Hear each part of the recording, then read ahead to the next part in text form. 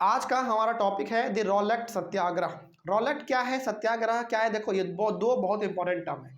Rowlatt और सत्याग्रह दोनों अलग अलग है, एक नहीं है, दोनों अलग अलग है। ठीक है, रॉलेट एक नियम था, सत्याग्रह उस नियम को खत्म करने का तरीका था। ठीक है, इसके बारे में हम लोग बात करेंगे। देखिए क्या लिखा हुआ है।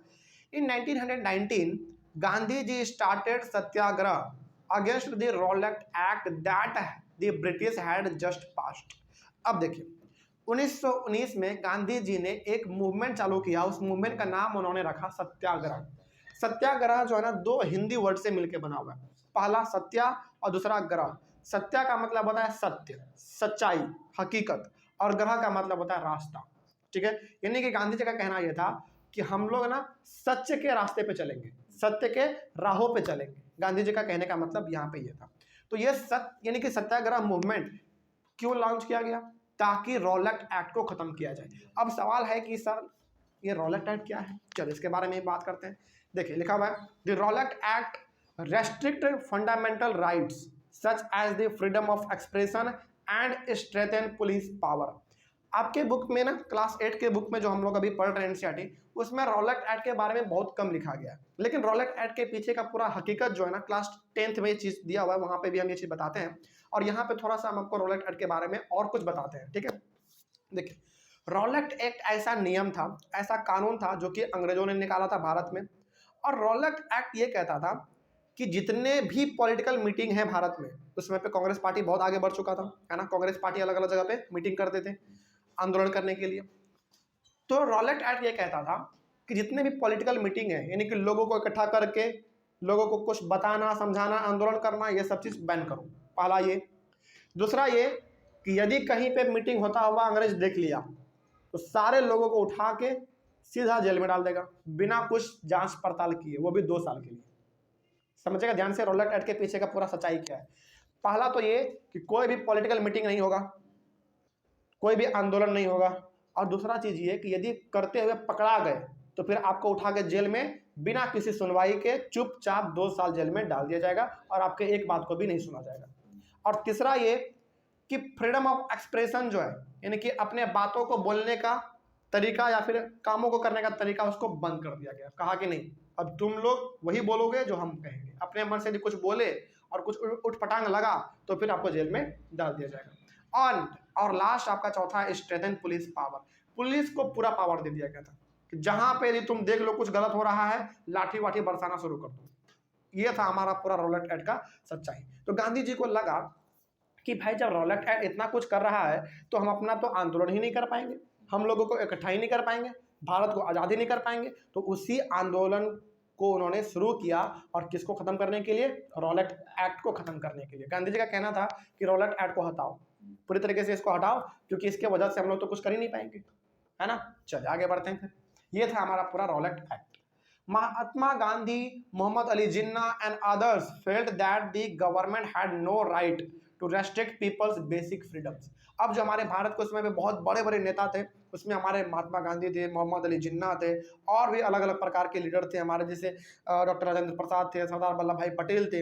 ये सारे लोगों का मानना ये था कि अंग्रेजों को ये अधिकार नहीं है कि हमारा जो बेसिक अधिकार है वो खत्म कर सके, यानी कि हमारा जो अधिकार है भारत के लोगों का, उसको वो दबा सके, इसके पास कोई अधिकार नहीं है।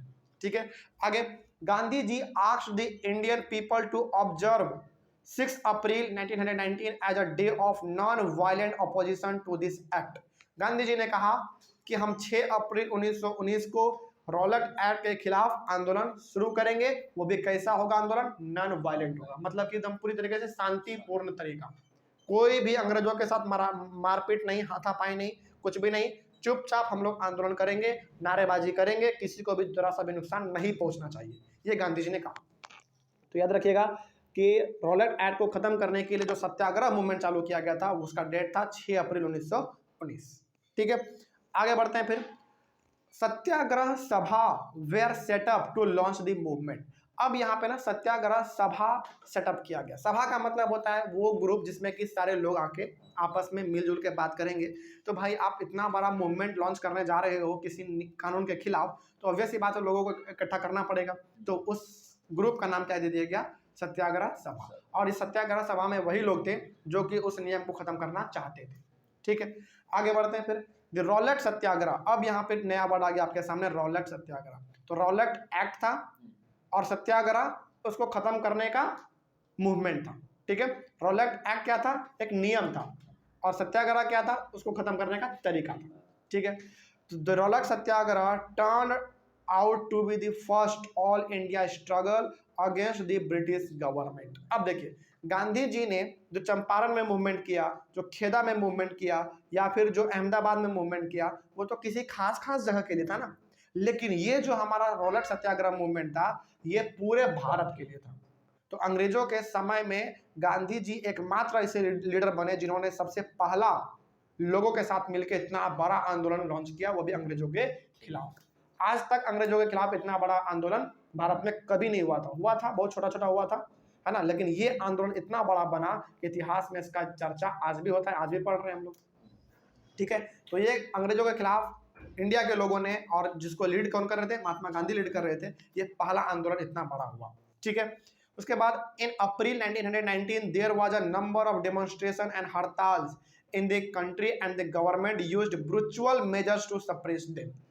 6 अप्रैल, सॉरी हाँ, ये अप्रैल 1919, ये बेसिकली अप्रैल 6 अप्रैल का बात कर रही है, ठीक है, क्योंकि उसी दिन हमारा ये मूवमेंट शुरू होना था। तो उसी दिन मूवमेंट को कैसे शुरुआत किया गया, हड़ताल से। देखिए यहाँ पे साफ लिखा हुआ है, in April 1919 there were a number of demonstration and hartal in the country and the government used brutal measures to suppress them.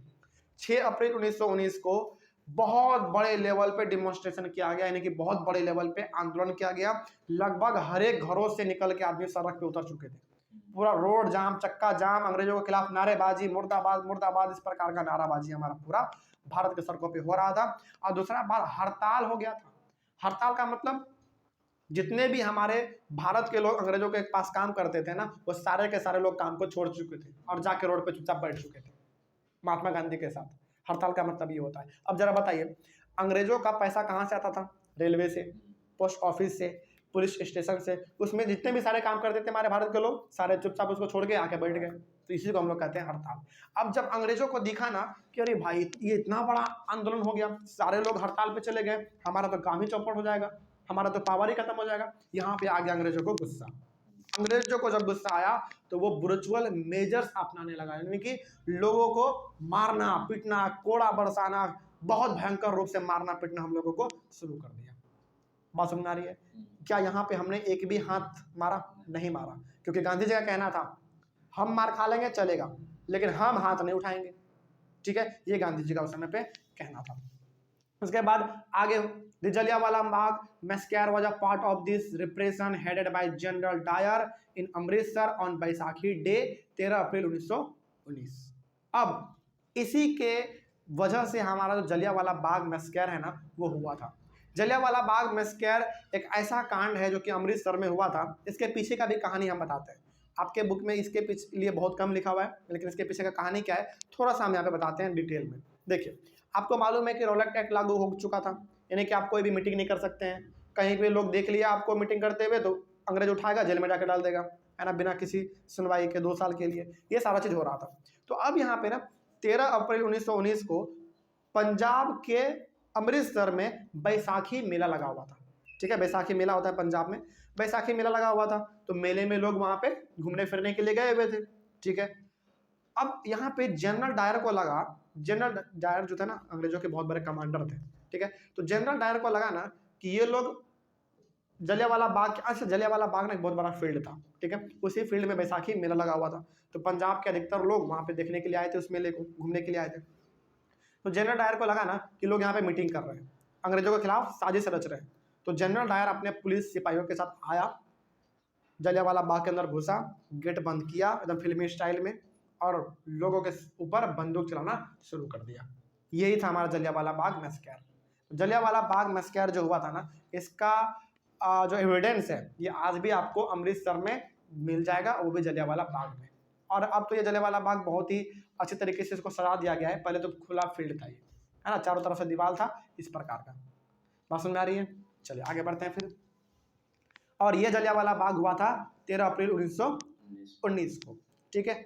आगे During the Rowlatt Satyagraha, the participants tried to ensure that Hindus and Muslims were united in the fight against the British rule. तो जब ये Rowlatt सत्याग्रह चल रहा था उस समय पे हिंदू और मुस्लिम दोनों ये कोशिश कर रहे थे कि हम दोनों आपस में एक साथ मिल जाए और इस नियम के खिलाफ आंदोलन करें, क्योंकि नियम तो सबके लिए था, चाहे हिंदू हो चाहे मुस्लिम हो, तो हर कोई चाहा कि गांधी जी के साथ मिले और इस कानून को ख़त्म करें, क्योंकि इससे बहुत सारे लोगों को नुकसान हो रहा था। जलियांवाला बाग में पूरी तरीके से लोगों के ऊपर फायरिंग करवा दिया था जनरल डायर ने। ठीक है, आगे Mahatma Gandhi always saw India as a land of all the people who lived in the country, Hindus, Muslim and other religions also. Gandhi ji हमेशा समझते थे कि भारत उन सारे लोगों का है जिनका जन्म भारत में हुआ है, चाहे वो हिंदू हो, मुस्लिम हो, सिख हो, ईसाई हो, कोई भी हो। महात्मा गांधी ये मानते थे कि भारत उन सभी लोगों का है। लेकिन अंग्रेज क्या मानता था कि भारत हमारा है ना। चलिए आगे बढ़ते हैं। He wanted that Hindus and Muslims support each other in any situation. तो गांधी जी चाहते थे कि हिंदू मुस्लिम दोनों एक दूसरे का मदद करें, चाहे सिचुएशन कुछ भी हो, क्योंकि जब तक हिंदू मुस्लिम, अच्छा एक चीज़ यहाँ पे हिंदू मुस्लिम का जिक्र बार बार इसलिए हो रहा है ना, क्योंकि इस समय पे गांधी जी के आने के वक्त में अंग्रेजों ने हिंदू मुसलमान में इतना नफरत फैल चुका था कि मतलब दोनों एक दूसरे को देखना नहीं चाहते थे। और ये सारा का सारा किसने करवाया था? अंग्रेजों ने करवाया था। यानी कि अंग्रेज अपने फायदे के लिए हिंदू को मुसलमान से और मुसलमान को हिंदू से लड़वा देता था। लेकिन गांधी जी ने कहा कि भाई ऐसे करते रहोगे तो आज़ादी मिल पाएगा? कभी नहीं मिल पाएगा। तो इस वजह से हमने, चाहे हिंदू हो चाहे मुस्लिम हो, सभी ने हाथ मिलाया और सभी ने मिलकर रॉलेट एक्ट के खिलाफ आंदोलन शुरू किया। ठीक है, आगे बढ़ते हैं फिर। चलो ये तो यहीं पे खत्म हो गया। तो ये टॉपिक हमारा था, कोई डाउट अब इसमें? तो बहुत इंटरेस्टिंग कहानी है इसके पीछे, है ना, और भी आगे मिलेगा आपको, बहुत सारा इसमें कहानी है। चलो तो याद रखिएगा, रॉलेट एक्ट एक ऐसा नियम था जिसके वजह से पुलिस को पूरा पावर मिल गया था। ठीक है, और कोई भी पॉलिटिकल मीटिंग नहीं हो सकते थे। कहीं पे भी कुछ पॉलिटिकल मीटिंग हुआ, उसके लीडर को उठा के जेल में 2 साल के लिए बिना किसी सुनवाई के डाल दिया जाता था। इसलिए लोग डरते थे कि कोई पॉलिटिकल मीटिंग ये सब मत करो। लेकिन गांधी जी तो डरपोक थोड़ी थे, बहुत महान आदमी थे वो। तो कहा ठीक है, जेल में डाल दो। 2 लाख 3 लाख आदमी जब रोड पे हैं तो उतना आदमी को तुम जेल में डाल पाओगे? खिलाओगे क्या भाई, है ना। तो गांधी जी बहुत एकदम कठोर आदमी थे, मतलब कठोर इस रूप में कि बर्दाश्त नहीं करते थे गलत चीज़ को, है ना। कठोर तो नहीं, मतलब बहुत नॉर्मल दिन के इंसान थे वो, लेकिन कठोर वो हमेशा बने अंग्रेजों के सामने। उनका कहना था कि देश हमारा है तो तुम कैसे राज करोगे, है ना, ये उनका कहना था। चलिए आगे बढ़ते हैं अगले वाले क्लास में, नेक्स्ट टॉपिक को डिस्कस करेंगे। Thank you very much.